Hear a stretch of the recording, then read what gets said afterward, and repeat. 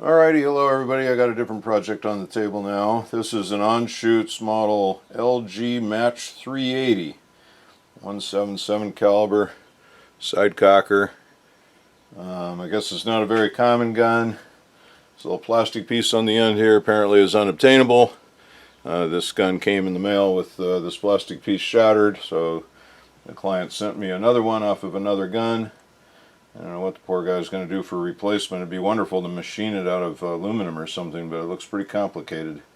One of those things best molded from the factory. So this, I kind of forget the details on this. It's been a few months or more. I'm sorry, Mr. Client. It's a cold winter, busy working, but I'm working on it now. And I think, if I remember right, that this was a replacement stock somebody carved, custom stock. I don't remember the details of why this thing was carved, but apparently the action doesn't fit in it. The customer is asking for this to be built up or whatever, turned into a master, and then copied into a nicer piece of wood and make it actually fit the action. But now, as I'm looking at it, I spot a few things.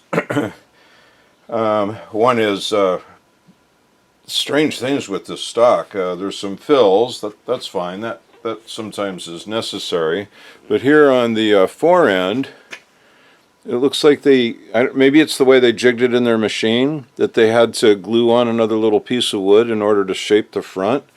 This doesn't look like this was done to be like an aesthetic spacer of any kind, and it looks like maybe when they cut it with the saw, they didn't wrap it very tightly with tape first. You're supposed to really rub the tape in before cutting it, and then I use a fresh carbide blade, 60 tooth, slow feed, and don't stop the blade when in motion. Anyway, it's just not very good work there, and I don't know why they had to do that. It's got an adjustable cheek riser. Unfortunately, they did not use the piece of wood that they cut out of the stock for the cheek piece, so it's a different piece of wood. It doesn't match. Sometimes I guess that's got to be done if it won't fit out of a blank of wood, but clearly this would have, pretty sure. Doesn't look all that big. Well, we'll find out when we lay it on top of a blank, I guess. Let's see, a couple other things I noticed as I went through this is the trigger mechanism here. It's interesting that the trigger is separate from the action, and there's an adjustment right here, right there. That little adjustment screw, I believe, is probably supposed to touch this guy on the inside of this. Right now, if I put the action in the wood, that little piece misses the adjustment screw by quite a ways. So that suggests to me that either this separate trigger assembly is not inletted up far enough, or the action isn't inletted down deep enough, but the two are not coming together. So that's just an observation. Another observation is the inletting is not finished by any means, so none of this fits.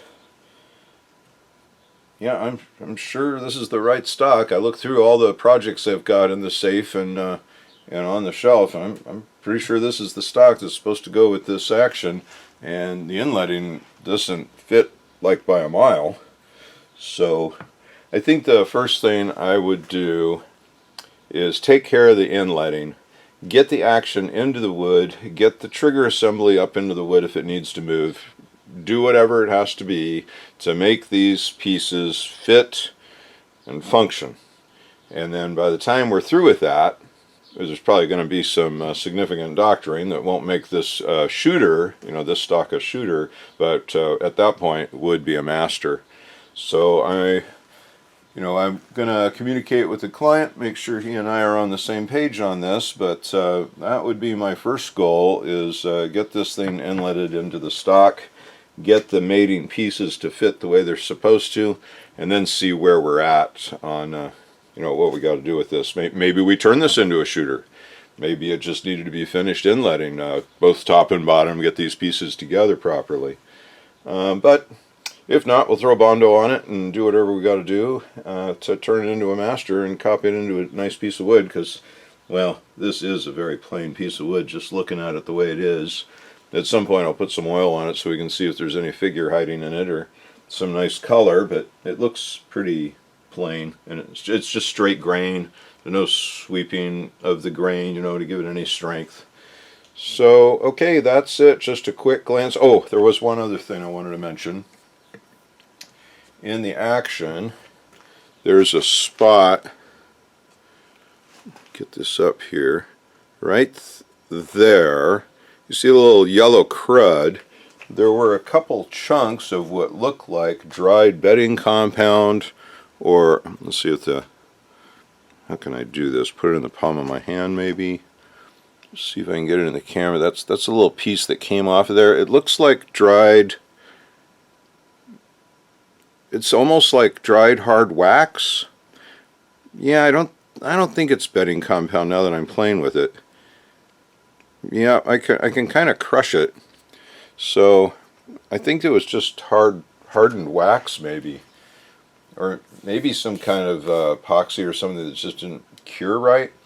Well, the curious thing that I noticed about it, why I'm mentioning it, and I'll clean it up some more so, you know, looks can be deceiving. Let me get this heavy thing up here for the camera. But where that little chunky stuff was, it almost looks like there's a machine space, as if something maybe is supposed to be there.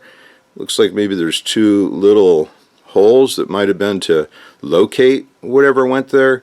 Maybe somebody tried to replace whatever's missing with some kind of epoxy fill, or, well, I don't know. This is something the client can tell me about. I'm not familiar with these actions, and I'm sure it's not an issue for the work I need to do, but might be of value for the customer to know about and report back if it's something we have to deal with. Oh, sorry, there's yet another thing I noticed. Seems like those two pieces ought to line up there. So I thought that was curious. I'll get that right up in there, how those two pieces are not lining up. So, you know, again, this doesn't get in the way of the work I'm doing on the wood, but just something I observed, and maybe something the customer can report back on, and whatever I learn about this interesting gun, I'll share it with you as I go along the process. So thanks everybody who chose to click on this video for doing so. Like, share, subscribe please. It helps the YouTube algorithm, as little as my channel gets YouTube's attention. Your button pushing and commenting helps. And why do I won't care? I'm not making any money on this, but I hope that the videos I do will help other people at some point in the future. And the main reason I do the channel is so that I can take my clients along on the journey of their projects, as I'm doing right now. But I'm grateful for you all watching, and I've gone on long enough, and I'm looking forward to make some wood dust here with this project. Thanks everybody. Bye.